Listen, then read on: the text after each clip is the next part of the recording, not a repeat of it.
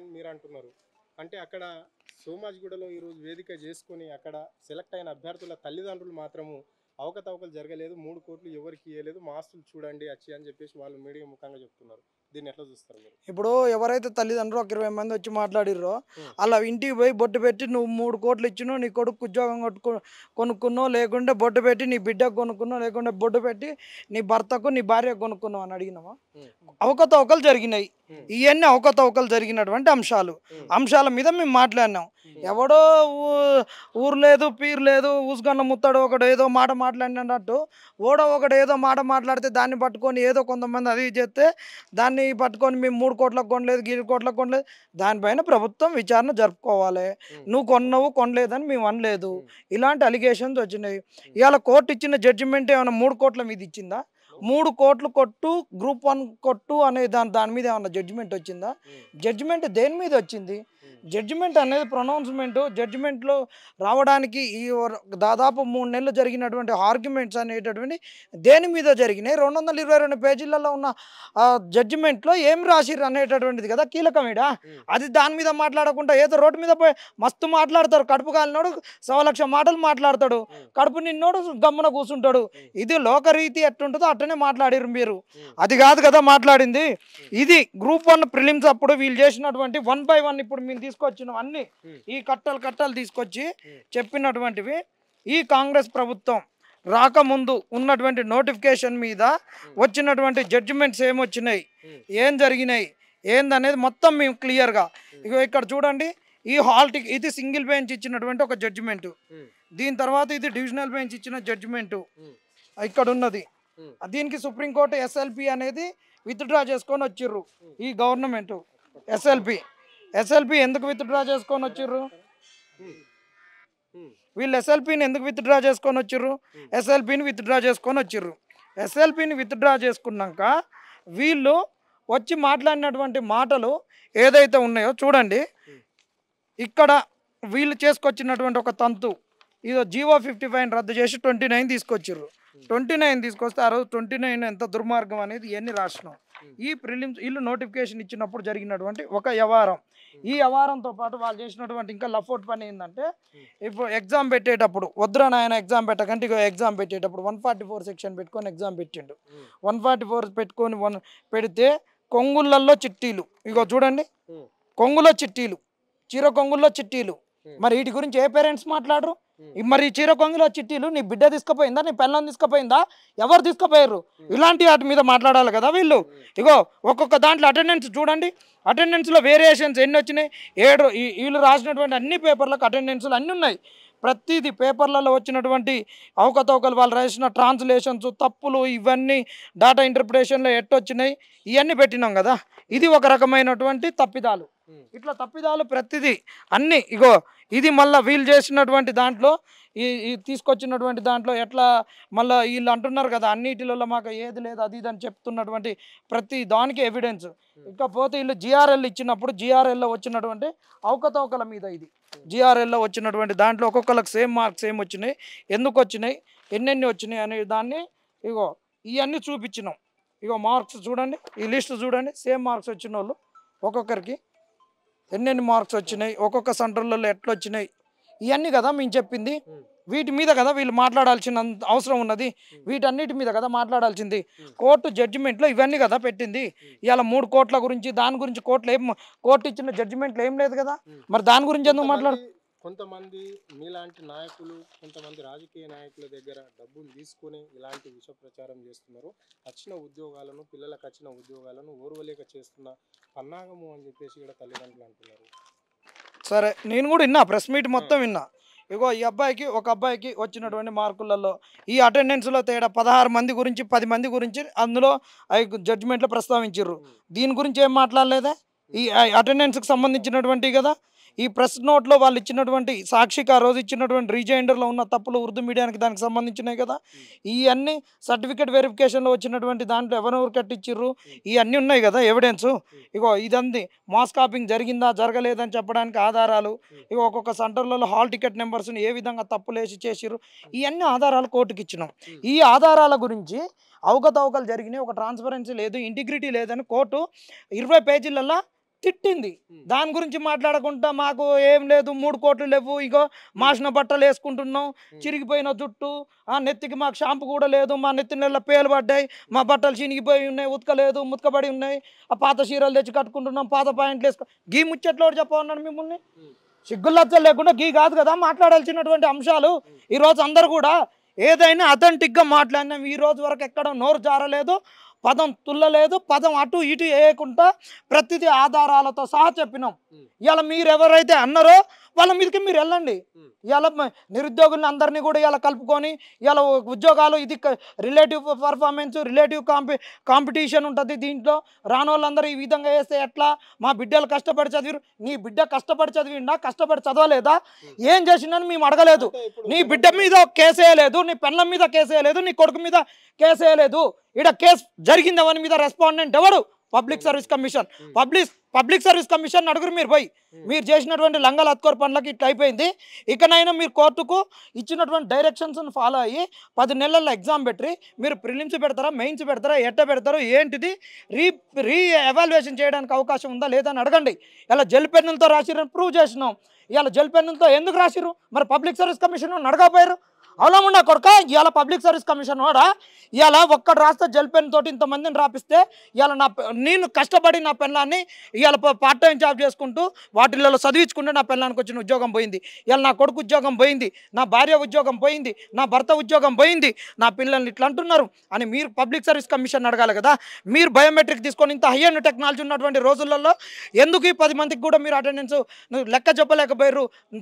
Exam జరిగినట్టు 6 నెలల వరకు అని పబ్లిక్ సర్వీస్ కమిషన్ అడగాలి కదా. పోయి గవర్నమెంట్ని అడగాలి కదా. ఇవాళ రానోడు కడుపు మండి వస్తాడు ప్రతి ఒక్కడు, ఇది ఎన్ని రోజులు ఆపుతారని నిరుద్యోగుల మీద ఏడ్చేది ఎందుకు? మీకు వ్యవస్థల మీద అడిగే దమ్ము లేదా, ధైర్యం లేదా? మీరు ఓటేస్తే వచ్చిన ప్రభుత్వం కదా. అంటే ఇప్పుడు జనార్దన్ గారు ఒకటి చెప్పండి స్పష్టంగా, ఇప్పుడు సెలెక్ట్ అయిన అభ్యర్థులు అందరూ కూడా ఇట్లనే దొడ్డిదారితోనే సెలెక్ట్ అయిన వాళ్ళ కంటే కొంతమంది నీతి నిజాయితీ కూడా చదివిన వాళ్ళు ఉన్నారు. ఇప్పుడు మేము దాని గురించి ఎక్కడ చెప్పలేదండి. ఎవడు దొడ్డి ధోరణి వచ్చిండు, వచ్చిండు ఏం చెప్పలేదు. పబ్లిక్ సర్వీస్ కమిషన్ ఏం తప్పు చేసింది? నోటిఫికేషన్ ఇచ్చేటటువంటి స్థాయిలో జిఏడి నుంచి జీవో వచ్చేటప్పుడు ఈ గవర్నమెంట్ ఏం తప్పు చేసింది?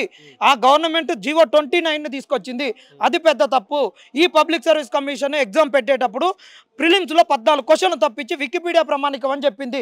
అప్పుడు కొట్లాడినాం. తెలుగు ప్రమాణికం కాదన్నప్పుడు నేనే పోయి టీజీపీఎస్సీ గోడలకు తెలుగు ఎందుకు ప్రమాణికం కాదు ఏదో చెప్పని పోస్టర్లు అంటించినాం.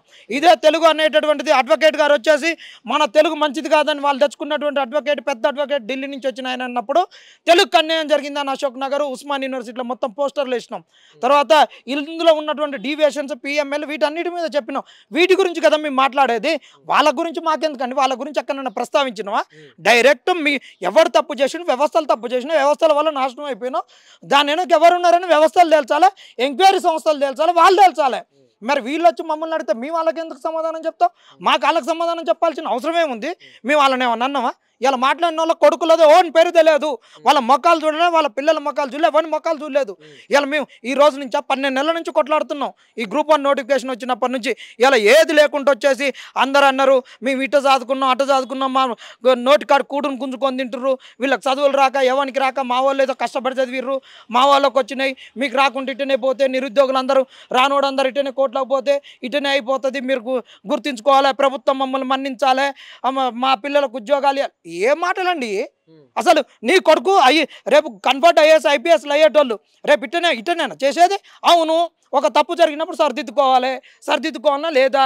రేపు నీ కొడుకు ఐఏఎస్ ఆఫీసర్ అవుతాడు, నేను పోతా పోయి గట్టిగా బెదిరిస్తా, ఒక 1000 మందిని తీసుకొని పోయి బెదిరిస్తా, నాకు సుందర విజ్ఞాన కేంద్రం నా దగ్గర మా అమ్మ ముత్తాతలది జాగా, మరి వాళ్ళు అప్పుడు కట్టుకున్నారు కమ్యూనిస్ట్ వాళ్ళు బెదిరించి, మరి నాకు పట్టా చేస్తావా చేయమంట? చేస్తాడా చెప్పండి. ఒక 1000 మందిని తీసుకొని వచ్చి ఇప్పుడు ప్రగతి భవన్ పట్టా చేయమని చెప్తాం. ఇదే గాంధీ భవన్ పక్కన ఉన్నటువంటి 2007లో ఎస్సీ బస్తీలు అవన్నీ గాంధీ భవన్ కొరకు కూలగొట్టారు. ఇప్పుడు పబ్లిక్ సర్వీస్ కమిషన్ పక్కన ఉంటుంది. ఇప్పుడు పోయి చేయమంటే ఒక కలెక్టర్ చేస్తాడు, హైదరాబాద్ కలెక్టర్? దేనికైనా చట్టం ఉంటుంది కదా. దాంట్లో జరిగిన తప్పులను మేము అడుగుతున్నాం. అలాంటి తప్పులను అడిగినప్పుడు మీకెందుకు ఉలుకు, మీకెందుకు భయం? ఇలాంటి తప్పులు నీ కొడుకు రేపు ఆఫీసర్ అయిపోయినాక చేస్తాడా?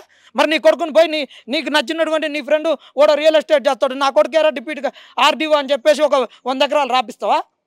జనార్దన్ గారు, ఇప్పుడు మీరు ఇక్కడ ధర్నా చేయడానికి వచ్చారా రౌండ్ టేబుల్ సమావేశానికి? మిమ్మల్ని ఎందుకు అక్రమంగా అరెస్ట్ చేస్తారు? ఈ గవర్నమెంట్కు అసలు ఎంత భయం అంటే వీళ్ళు అంటే ఉచ్చబోసుకునేటట్టున్నారు, అంటే రెండు వదిలేటట్టున్నారు. ఈ ప్రజాప్రభుత్వంలో కనీసము మేము ఫీజు కట్టి ఒక రౌండ్ టేబుల్ కాన్ఫరెన్స్ అన్ని అఖిల విద్యార్థి సంఘాలతోటి పెట్టుకునేటందుకు కూడా అవకాశం లేదా? గ్రూప్ 1లో అవకతవకలు జరిగి ఇవన్నీ ఆధారాలు కదా. వేగ్ గేమ్ మాట్లాడట్లే. దీనికి భయపడి అందరిని తీసుకొని పోయి అరెస్టులు చేస్తే ఎన్ని రోజులు ఆపుతారు? ఆడ ఆపినవా వీడు ఆపినవా? ఈడ ప్రెస్ మీట్ కావట్లేదా? రేపు ఇంకొక కాడ పెడతాం, కూర్చున్న కాడనే ప్రెస్ మీటు. అంటే ఓన్లీ అఖిలపక్ష సమావేశం పెడితే ఓన్లీ బీఆర్ఎస్ నాయకులు, విద్యార్థి సంఘాల నాయకులు ఎందుకు టార్గెట్ అయ్యారు?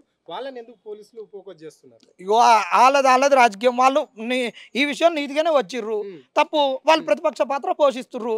మరి ఆయనకి ఎందుకు భయమో? మరి ఆయన అడగాలి, పోయి రేవంత్ రెడ్డిని అడగాలి, కాంగ్రెస్ వాళ్ళని అడగాలి, బల్మూరి వెంకట్ గారిని అడిగారు, కోదండరామ్ని అడగండి ఈ క్వశ్చన్. రోజు మీరు కూడా కొట్లాడారు కదా, అట్లనే వాళ్ళ విద్యార్థి సంఘం కూడా కొట్లాడుతున్నది. మీకెందుకు భయం అరెస్ట్ చేస్తున్నారని వాళ్ళని అడిగిన, మమ్మల్ని కాదు అడగాల్సింది. ఆ క్వశ్చన్ తీసుకున్న అంశం వస్తూ ఉన్నది కదా, ఎక్కడైనా ప్రూఫ్స్ ఉందా మీ దగ్గర? 3 కోట్లు అని చెప్పి వైరల్ అవుతా ఉంది అనా. నేను ఉద్యమం ప్రారంభించినప్పటి నుంచి వెన్నుదండగా ఉన్నది సోషల్ మీడియా. మీరందరు ప్రతిదీ బయట తీసుకున్నారు, చేసిర్రు. ఇట్ట ఆధారాలతో సహా చూపించిన కోర్టు కూడా ఇవాళ మేము ఏదైతే ఆధారాలు చూపించినామో దాన్నే జడ్జిమెంట్లు రాసింది. మేము ఎక్కడ డబ్బుల ప్రస్తావన తెలియదు. మరి వీళ్ళ కాంగ్రెస్ వల్ల నువ్వే ఒక అనురావు వచ్చి బయటకు వచ్చి నువ్వు 3 కోట్లను మళ్ళీ వాళ్ళు వీళ్ళు మొత్తుకున్నాక దీన్ని సైడ్ ట్రాక్ చేద్దాం, 29 జీవో ఇదంతా ఉంది, మెడకు చుట్టుకునేటట్టుంది, సర్పంచ్ ఎన్నికలని చేస్తారు. కాంగ్రెస్ వాళ్ళు ఆట లేదు, చేయని విద్య లేదు, వాళ్ళ గారెడు విద్యలో దిట్టలు. మరి వాళ్ళే చేస్తున్నట్టుంది ఇదంతా. మరి ఇన్ని రోజులు అంది రానటువంటి ఆ మూతపరులు వాళ్ళందరూ మరి ఇవాళ వచ్చి ఎందుకు చెప్తున్నారు? మరి కోర్టుల ప్రొసీడింగ్ జరిగేటప్పుడు సార్ ఈ 3 కోట్లు ఉన్నదని అయ్యాల ముచ్చట చెప్పొచ్చు కదా. ఈ జడ్జిమెంట్ వచ్చినాక దీని మీద చర్చ జరగకుండా 3 కోట్ల చుట్టూ ముచ్చట చెప్పేటట్టు ఇవాళ వాళ్ళు పోయి ఏడ్చేటట్టు కన్నీళ్ళు వాళ్ళు ఏడుస్తుంటే వీళ్ళు పోయి కాంగ్రెస్ కరపత్రాలు ఇచ్చి తుడుచుకోమని చెప్తారు. రేపటి నుంచి రేపు పెద్దగా వస్తుంది ఆంధ్రజ్యోతిలో, ఇక దాని వెలుగులో అన్నిటిలలో వస్తుంది. కన్నీరు గారుస్తున్నట్టు అసలు అభ్యర్థుల తల్లిదండ్రులు, వాళ్ళకు తింటందుకు తిండి కూడా లేదు, కారం మెతుకులు లేనటువంటి తల్లిదండ్రులు కష్టపడి కొడుకున్న ఐఏఎస్ ఆఫీసర్లను చేస్తే మెతుకులు తినేటోళ్ళు, బీజేపీ మెతుకులు తినేటోళ్ళు వచ్చి రోజు పొద్దుస్తమానం ఈ జనార్దన్ గారు లాంటి వాడు ఈడొచ్చి మాట్లాడుతున్నారు ఈ జడ్జిమెంట్ అని మాట్లాడతారు. చెప్పులు తీసుకో. ఇదంతా పెద్ద డ్రామా అన్న. కాంగ్రెస్ వాళ్ళ డ్రామాలు ఎన్ని తెలియదు. 2 లక్షల ఉద్యోగాలు ఉన్నాయా? బొంబాయి రవ్వలో బొంబాయి ఉండదు, మైసూర్ పాకులు కాంగ్రెస్ పార్టీ ఇదే ఉంది. మీరు పక్కనే ఉండి అక్కడ సలహాలు కూడా చేయడం జరిగింది చేసినాం ఉద్యోగుల గురించి. మరి ఈ రోజు మీరు ఇట్లా మాట మార్చడం ఏంటి? మాట మార్చుడు కాదు. మేము ఆ రోజు పోయినాం. ఎట్లుంటుందంటే మొగడు కొడితే మిన్నెన్ కాడికి పోతే మిన్నెడన్న బిర్యానీ పెడతాడు అంటే ఆడు కారం మెతుకులు కూడా ఏనంటుంది. ఇది పరిస్థితి అట్టనే ఉంది. అదే సామెత అయింది. వాడు ఆ రోజు తప్పు చేసిండని వాళ్ళు చక్కగా సరిదిద్దుకొని అన్ని చేస్తే చెప్పినట్టుంటే అయిపోతుండే. వాళ్ళ అయ్యాల ఏం కాదులే, నిరుద్యోగులతోటి అవుతుందా పోతుందా ఊడుతుందా ఏమున్నది, ఇలా వాళ్ళ చాయ్ బండి కాడ మాట్లాడతారు ముచ్చట అనుకున్నారు, పోయిర్రు. ఇప్పుడు ఆయన అదే అనుకోండి. ఇప్పుడు ఎందాక వచ్చింది కింది వరకు కదిలింది కదా, కూసాలు కదిలినాయి కదా. ఇటనే చేస్తే రేపు స్థానిక సంస్థలలో పోతారు, ఎన్నికలలో మొత్తానికే ఊసిపోతుంది కాంగ్రెస్. ఇప్పుడు రౌండ్ టేబుల్ సమావేశం ఇక్కడ జరుగుతుందా లేదా? ఈ రౌండ్ టేబుల్ అందరిని గుంజుకొని పోయి అలా పోలీసు వాళ్ళు కూర్చున్నాక ఇంకెక్కడ రౌండ్ టేబుల్? పోలీసు వాళ్ళు ముచ్చట చెప్పుకుంటారు. మరి వాళ్ళు ముచ్చట చెప్పుకుంటారో, ముక్క తింటారో, సుక్క తాగుతారో. మరి 4 డోర్ల మధ్యలో వాళ్ళని పెడతారు. ఏముంది వాస్తవాలు ఇంకా బయటికి రావద్దు. ఎట్లాంటి ఇప్పుడు ఒక శంప పలిగింది, 2వ శంప పలుగుద్ది, సుప్రీంకోర్టుకు పోతే ఈ పలుగుద్ది. ఇక ఈ పలుగాయ లోపల ఇక అందరికి తెలిసిపోకుండా ఏడ తన్నులు తిన్నాం, ఏడ చేసినాం అనేది ఉంచుకున్నది ఏమన్నా చెప్పిపోతుందా? మిన్నెన్ కాడికి మిన్నడు ఏమన్నా ఉంచుకున్నాం కాడికి చెప్పిపోతాడా? అట్టనే ఉన్నది వ్యవహారం. వాళ్ళు చేసే లంగ పనులు ఎవరికి తెలియకుండా అంతా 4 గోడల మధ్యలో జరిగేటటువంటి కాంగ్రెస్ అంటేనే 4 గోడల మధ్యలో జరిగేటటువంటి కుళ్ళు కుతంత్రం. అది ఏది ఉన్నా అటనే చేసుకుంటారు. రౌండ్ టేబుల్ సమావేశాన్ని అడ్డుకున్నారు అంటే దీన్ని బట్టి ఆరోపణలు నిజమే అనుకోవచ్చు. ఇక ఆరోపణలు నిజమా లేదనేది వాళ్ళకున్నాయి, వాళ్ళ చేతులు ఉన్న ఏజెన్సీలను వాళ్ళు పంపుకోవాలి. మేము ఆధారాలు చూపిస్తున్నాం, ఈ ఆధారాలతో జడ్జిమెంట్ వచ్చింది. దీన్ని కాదని దీని మీద మాట్లాడుతందుకు ఎవరు రాలేక ఇన్ని రోజులు, వీటి మీద మాట్లాడుతందుకు ఎవరు రాలే, వచ్చిన జడ్జిమెంట్ మీద మాట్లాడుతందుకు ఎవరు రాలేదు. అందుకే అంటున్నా కదా, అది పొలిటికల్ డ్రామా. దీని మీద మొగోళ్ళు అయితే దీని మీదకి రావాలి కదా. దీని మీదకి రావాలన్నా రావద్దా చెప్పు? శాతనైతేనే కదా 2 పెళ్ళిళ్ళు చేసుకుంది. ఒకరోజు ఒకదాని కాడ సంసారం చేయాలి, ఇంకో రోజు ఇంకో దాని కాడ చేయాలి. మరి అంత శాతనైనాడు 3 కోట్ల కాడికి ముసలాయన అయినా కర్ర పట్టుకొని ఉరుకొచ్చిన ఆయన మరి ఇవాళ వీడికి ఎందుకు రాలేదు చెప్పి? మరి దీని మీద వారం రోజులు ఇవాళ కరెక్ట్ వారం రోజులు జడ్జిమెంట్ వచ్చి వారం రోజులు అంతా ఏ ఒక్క ఆయన ఎందుకు మాట్లాడలేదు? ఇవన్నీ వాస్తవాలు కదా. అది నేను అంటున్నా, కాంగ్రెస్ వాళ్ళు వాళ్ళకి ఇచ్చినటువంటి ఆయన మాట్లాడిన ఆయన కూడా తీన్మారం మల్లన్న ఆఫీస్ పక్కన ఉండేట ఆయనే, తీన్మారం మల్లన్న తోటి ఉండేట ఆయనే.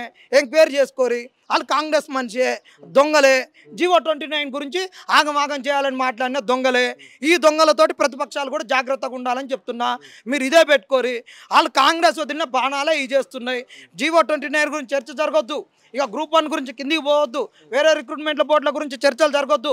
కాంగ్రెస్కు దెబ్బ తలగొద్దని కాంగ్రెస్ వాళ్ళు వదిలినటువంటి బాణాలు మాట్లాడితే పాపం వాళ్ళ ఒకళ్ళు మాట్లాడిన దానికి దీన్ని రచ్చరచ్చ చేస్తున్నారు. దయచేసి ఇలాంటివన్నీ వచ్చి కాంగ్రెస్ను కాపాడడానికి చాలా డ్రామాలు బయటకు వస్తాయి. ఓడో ఒకడు ఊరు పేరు లేని అనామకుడు ఏదో ఒక ట్విట్టర్లోనో ఇన్స్టాలనో ఫేస్బుక్నో యూట్యూబ్నో లేకుండా డిబేట్లనో ఏదో ఒకటి వచ్చి మురిగుంటలు రాయేసినట్టు వేసిపోతాడు. ఇక అది ముక్కులు మూసుకున్నా కానీ పోదు. ఇక ఇది కూడా అంతే. ఇది నేను చెప్తున్నా కదా, ఈ 3 కోట్ల ముచ్చట అనేది కాంగ్రెస్ వాళ్ళు డైవర్ట్ చేయడానికి వదిలినటువంటి ఒక ముచ్చట, ఒక లొల్లి. ఫైనల్గా ఏం చెప్తారు బ్రదర్, మీరేం డిమాండ్ చేస్తున్నారు? అనా వీళ్ళకి చేత కాదు, వీళ్ళు చేత కానప్పుడు దీన్ని యూపీఎస్సీకి ఇవ్వాలి. జీవో 29 గురించి అడ్వకేట్లను పెట్టొద్దు, ఏది పెట్టొద్దు. జీవో 29 మీద గెలుస్తాం, మళ్ళీ ప్రిలిమ్స్ నుంచి యూపీఎస్సీ ద్వారా నిర్వహించి చేయాలి. వీళ్ళు ప్రెస్ మీట్లను అడ్డుకుంటాం, ఇది అడ్డుకుంటాం అంటే మాత్రం కుదరదు. మళ్ళీ ఉద్యమం ఉధృతం అవుతుంది.